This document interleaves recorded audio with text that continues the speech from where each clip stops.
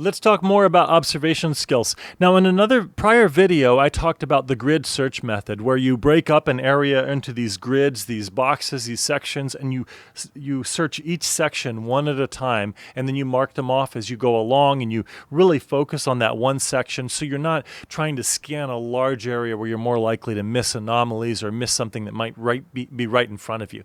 And that's a really powerful method, but I've learned along the way that there's actually another method that's very powerful as well. Both of these can be useful sometimes in the same situation. If you scan using one of these methods and it doesn't help, you can try a second one. And this is called the spiral method.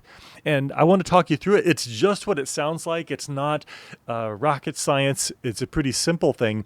But like all of these, it's simple to talk about, but we have to develop the skill, and these are observational skills. So you don't just kind of watch the video, tuck these ideas in your mind, and you're good to go. You actually have to practice them, and you'll get better at them over time. So the search method, I just jotted down a few notes here. It's a systematic way to search a open or large area by moving and expanding a spiral pattern from a center point. So you start in a center point, and you go through this spiral, going further out and further out. It's used in rescue missions. I hear it's used even in forensic investigations. Of course, it can also be used in things like treasure hunts or even an Easter egg hunt or something like that. So let's go ahead and talk through the 5 steps that I've been working on that I think you can find really useful as you try to apply a spiral search method. And maybe next time you lose your keys or you're looking for something in the backyard, try it out. You can try out the grid method, try out the spiral method, see which one serves you best. So first one is start from a last known point. So you have to pick a location point where you're starting. Maybe if you lost an object, you're starting there. If you think you know where the object is supposed to be, you'll start there. And then from there, you do tight overlapping circles. So sometimes they're not even like perfect circles, and you're just going around and around. You broaden your way out, and you want to reduce the gaps so you don't miss any key areas. So keep those spirals pretty tight, although there's an exception to that I'll talk about in a second, at least not necessarily an exception, but a clarification to that. A second one is keeping your spirals consistent. So you want to maintain a steady and consistent spacing with tight overlapping spirals so that you reduce, again, any gaps and you don't miss anything along the way. Start from a certain point and then start working your way out and stay consistent about it. The third one then is you want to obviously not just walk in circles, but look for clues. And usually you're looking for clues on the ground, but it could be something else here. You're watching for ground clues as you move.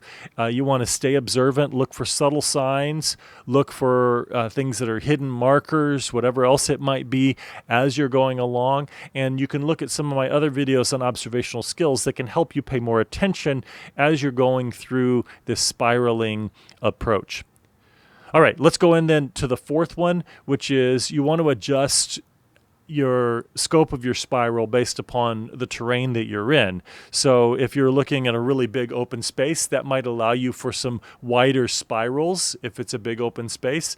And obviously it's a really cluttered terrain or it's really uneven, you may want to keep your spirals much tighter because there are more nooks and crannies and places where you might miss something. So think about adjusting your spiral according to the terrain, the space that you're in, even the size of what you're looking for, if you know the size of it. And then the final one is to practice this pattern before you actually need it. And I brought this up in other observation videos as well, is that this is not just something that you use once a week or once a month.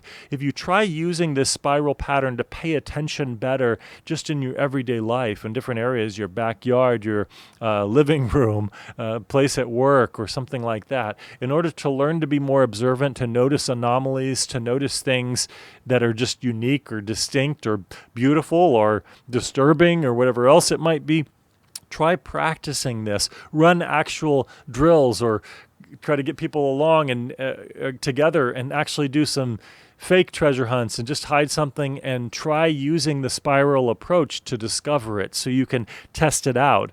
Maybe try hiding some things in the backyard, try the grid approach, and then try the spiral approach and debrief it with someone. It's a great opportunity to try to use this. Here's a fascinating thing, though.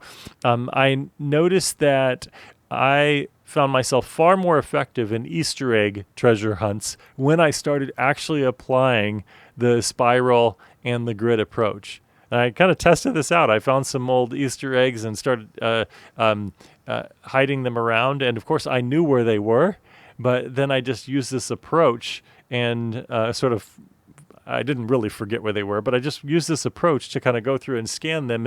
And without actually recalling the places that I hid them, I picked up and found all of the items because I covered all the terrain. So there was really no remaining place for them to be hidden.